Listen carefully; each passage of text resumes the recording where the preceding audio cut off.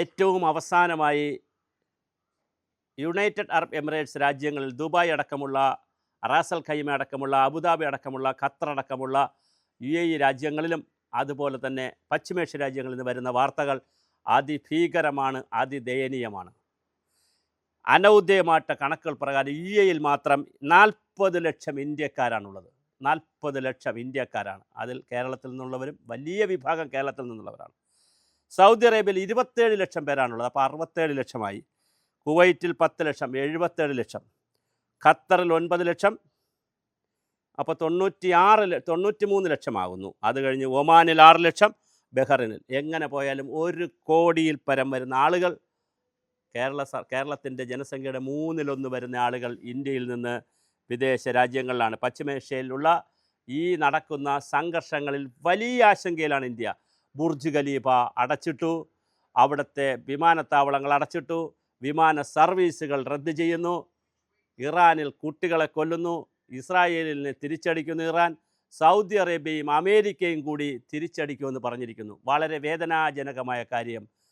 ക്രിസ്ത്യാനികളും സുന്നിയും ഷിയ എന്നൊക്കെ പറഞ്ഞ് തുടങ്ങി ഇപ്പോൾ മുസ്ലിം രാജ്യങ്ങൾ തന്നെ പല രൂപത്തിൽ നിൽക്കുന്നു. ഇസ്രായേൽ അമേരിക്കയ്ക്ക് അനുകൂലമായി നിലപാടെടുക്കുന്നത് കൊണ്ട് സൗദി അറേബ്യയും ഖത്തറും അടക്കമുള്ള ഒമാനും അടക്കമുള്ള രാജ്യങ്ങൾ ഇറാനെതിരെ തിരിഞ്ഞിരിക്കുന്നു. ഇറാനാണെങ്കിൽ ഈ രാജ്യങ്ങളിൽ അമേരിക്കയ്ക്ക് ആയുധ ശേഖരവും സൈനിക കേന്ദ്രവും ഉണ്ട് എന്നുള്ള ഒറ്റ കാരണം കൊണ്ട് അവരെ അടിക്കുന്നു. അങ്ങനെ അങ്ങോട്ടും ഇങ്ങോട്ടും അടിക്കുകയും തല്ലുകയും കൊല്ലുകയും ചെയ്യുമ്പോൾ ഇന്ത്യക്കാരും വലിയ ആശങ്കയിലാണ്.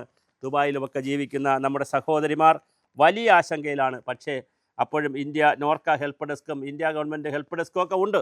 പക്ഷേ എല്ലാം ഉണ്ടെങ്കിലും വളരെ വലിയ പരിപാടികളാണ്. കേരളത്തിൽ നിന്നുള്ള വിമാന സർവീസുകൾ വരെ റദ്ദ് ചെയ്തിരിക്കുകയാണ്. ഇറാൻ ഇസ്രായേൽ യുദ്ധ സാഹചര്യത്തിൽ ഗൾഫ് രാജ്യങ്ങളിലേക്ക് നെടുമ്പാശ്ശേരിയിൽ നിന്നും കരിപ്പൂരിൽ നിന്നും കണ്ണൂരിൽ നിന്നുമൊക്കെയുള്ള വിമാനങ്ങൾ റദ്ദ് ചെയ്തിരിക്കുകയാണ്. യാത്രക്കാരുടെ സുരക്ഷ നോക്കിയിട്ടാണ് അത് റദ്ദ് ചെയ്തിരിക്കുന്നത്. എന്ത് തന്നെ ആയിരുന്നാലും ലോകത്തെ കീഴ്മേൽ മറിക്കുന്ന നിലയിൽ വലിയ ആശങ്കയാണ് നമ്മുടെ ഗൾഫ് മേഖലയിൽ നിലനിൽക്കുന്ന. ഈ യുദ്ധം തുടരുമോ? 2 കാര്യങ്ങളാണ് ഡൊണാൾഡ് ട്രംപ് ട്വീറ്റ് ചെയ്തിരിക്കുന്നത്. ഒന്നാമത്തത്, ഈ യുദ്ധം നീട്ടിക്കൊണ്ടു പോകാൻ എനിക്കറിയാം. 2, 4 ദിവസം കൊണ്ടോ 3 ദിവസം കൊണ്ടോ ഇറാനെ തീർക്കാനും എനിക്കറിയാം. എന്തായാലും ട്രംപ് വിടാൻ നിശ്ചയിച്ചിട്ടില്ല, നെതന്യാഹു വിടാൻ നിശ്ചയിച്ചിട്ടില്ല. ഖൊമൈനി മരിച്ച സാഹചര്യത്തിൽ, മരിച്ചു എന്നറിയപ്പെടുന്ന സാഹചര്യത്തിൽ ഇനി അടുത്ത ഭരണാധികാരി ആര് എന്നുള്ളതും ഇറാൻ്റെ നിലപാടെന്തെന്നുള്ളതും വളരെ പ്രധാനമാണ്. ഇതിനിടയിലാണ് അടുത്ത വാർത്ത വരുന്നത്, സൗദിയും അമേരിക്കയും കൂടി ഇറാനെ അടിക്കും എന്നുള്ള വാർത്ത വരുന്നത്. എന്തായാലും ഒരു കാലഘട്ടം കഴിഞ്ഞ്, ഇറാഖിൻ്റെ സദ്ദാം ഹുസൈൻ്റെ കാലഘട്ടം കഴിഞ്ഞ്, ഞാൻ കോളേജിൽ പഠിക്കുമ്പോൾ BEdന് പഠിക്കുമ്പോഴാണ്, അതായത് 90കളിലാണ്, 90-91കളിലാണ് സദ്ദാം ഹുസൈനെ വധിക്കുന്ന ഇറാഖ് യുദ്ധം, അമേരിക്ക യുദ്ധം നടക്കുന്നത്. അതിനുശേഷം എത്രയോ യുദ്ധങ്ങൾ ഹമാസിൻ്റെ നേതൃത്വത്തിൽ, പാലസ്തീൻ ലിബറേഷൻ മൂവ്മെൻറ്റിൻ്റെ നേതൃത്വത്തിൽ, അത് PLOയേക്കാൾ കൂടുതൽ, പാലസ്തീൻ ലിബറേഷൻ ഓർഗനൈസേഷനേക്കാൾ കൂടുതൽ ഹമാസാണ് കൂടുതൽ യുദ്ധത്തിലേക്ക് പോയത്. ഹമാസും ഇസ്രായേലുമായിട്ടുള്ള യുദ്ധം ഒരു പരമ്പര തന്നെ വരുന്നു. സുന്നിയുടെ ഷിയയുടെ പരമ്പര തമ്മിലുള്ള യുദ്ധം, ക്രിസ്ത്യാനികളും മുസ്ലിങ്ങളും തമ്മിലുള്ള യുദ്ധം, ഗാസയും വെസ്റ്റ് ബാങ്കിലെയും അതുപോലെ തന്നെ ഹമാസ് എന്ന് പറയുന്ന ആളുകൾ അവിടെ അവർ കാണിക്കുന്ന യുദ്ധം, ചുരുക്കത്തിൽ ലോകത്താകെ വളരെ ഭീതി ഉണ്ടാക്കുന്ന നിലയിലുള്ള ഒരു യുദ്ധത്തിലേക്ക്, 3-ാം ലോകമഹായുദ്ധത്തിലേക്കൊന്നും പോകില്ല എങ്കിലും ചൈനയും റഷ്യയുമൊക്കെ ഇറാൻ്റെ കൂടെ നിൽക്കുകയും അമേരിക്ക ശക്തമായി ഇസ്രായേലിൻ്റെ കൂടെ നിൽക്കുകയും ഒക്കെ ചെയ്യുന്ന സാഹചര്യത്തിൽ ഇന്ത്യ ഒരു നിഷ്പക്ഷ നിലപാട്, ഇന്ത്യ എന്നും അങ്ങനെ തന്നെയായിരുന്നു. ഇന്നലെ പ്രധാനമന്ത്രിയുടെ ട്വീറ്റ് വന്നത്, പ്രധാനമന്ത്രി പറഞ്ഞത് അഖണ്ഡ ലോകത്തെക്കുറിച്ചും ഒന്നിച്ചു നിൽക്കേണ്ട ആവശ്യകതയെക്കുറിച്ചാണ്. യുദ്ധത്തിലേക്ക് ആരും പോകരുത് എന്നുള്ളതാണ് ഇന്ത്യയുടെ നിലപാടെടുത്തിട്ടുള്ളത്. പക്ഷേ തിരിച്ചാണ് പറയുന്നത്. ഇറാൻ പറയുന്നു അവരുടെ കയ്യിൽ ആണവായുധമുണ്ട്, അവർ അത് പൊട്ടിക്കും. അങ്ങനെ ആണവായുധം ലോകത്ത് പൊട്ടിച്ചാൽ ഒരു രാജ്യത്തിന് മാത്രമായി അത് ലിമിറ്റ് ചെയ്യാൻ കഴിയുമോ? ലോകത്ത് എത്ര രാജ്യങ്ങളെ അതില്ലാതാക്കും, എത്ര സമൂഹത്തെ ഇല്ലാതാക്കും? നിരപരാധികളായ കുട്ടികൾ, 71 കുട്ടികളാണ് ഇറാനിൽ മരിച്ചത്. നിരപരാധികളായ കുട്ടികളും സ്ത്രീകളുമാണ് ഇസ്രായേലിൽ മരിക്കുന്നത്. എന്തിനാണ് ഇങ്ങനെ ചെയ്യുന്നത്?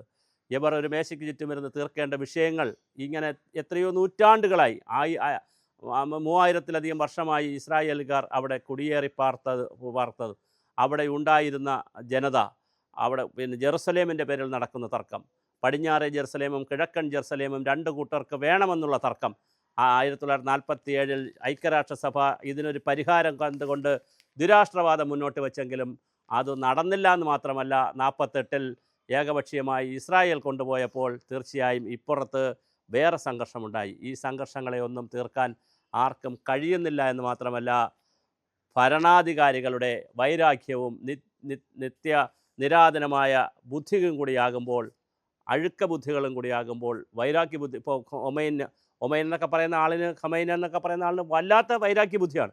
അങ്ങനെ ബുദ്ധികളൊക്കെ വരുമ്പോൾ തീർച്ചയായിട്ടും എന്താണ് ഈ ലോകത്ത് സംഭവിക്കുന്നത്?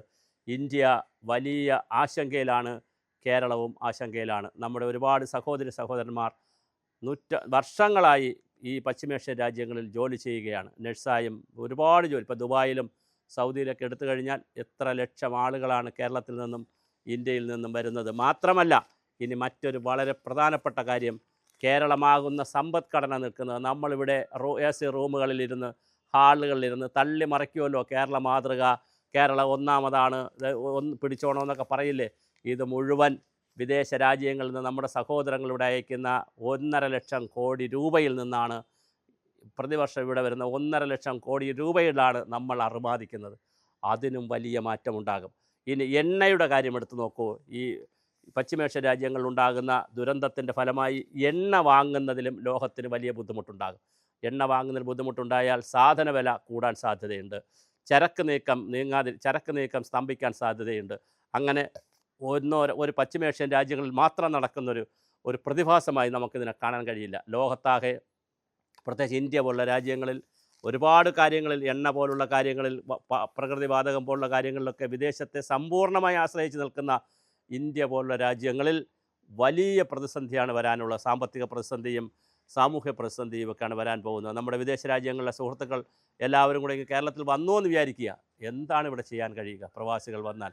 അങ്ങനെ വളരെ ഗുരുതരമായ ഒരു ആഭ്യന്തരമായും വൈദേശികമായും പ്രാദേശികമായും സാർവദേശീയമായിട്ടൊക്കെ പല തരത്തിലുള്ള ദുരിതങ്ങളിലൂടെയും ദുരന്തങ്ങളിലൂടെയാണ് ലോകം ഇപ്പോൾ കടന്നു പോകുന്നത്. 2026 ഒരു സമാധാനത്തിൻ്റെ വർഷമായിരിക്കുമെന്ന് ട്രംപ് പ്രഖ്യാപിച്ച് നോബൽ സമ്മാനമൊക്കെ നേടാൻ വേണ്ടി നടന്നെങ്കിലും ആ സമാധാനമൊക്കെ ചായക്കോപ്പയിലെ കൊടുങ്കാറ്റ് പോലെയായിരുന്നു. ഇതാ ലോകം വലിയ യുദ്ധഭീതിയിലേക്കാണ് പോയിക്കൊണ്ടിരിക്കുന്നത്. ഒരു യുദ്ധവും ഒന്നിനും സമാധാനം അല്ലാതെ, ഒരു യുദ്ധവും ഒന്നിനും പരിഹാരമുണ്ടായിട്ടില്ല എന്ന് പറയുമ്പോഴും സൗദിയും അമേരിക്കയും ഒന്നിച്ച് ഇറാനെ ആക്രമിക്കാൻ പോകുന്നു. ഇറാൻ കൃത്യമായി ഇസ്രായേലിനെ ആക്രമിക്കാൻ പോകുന്നു. ഇസ്രായേൽ അവരുടെ കോപ്പ് കൂട്ടുന്നു.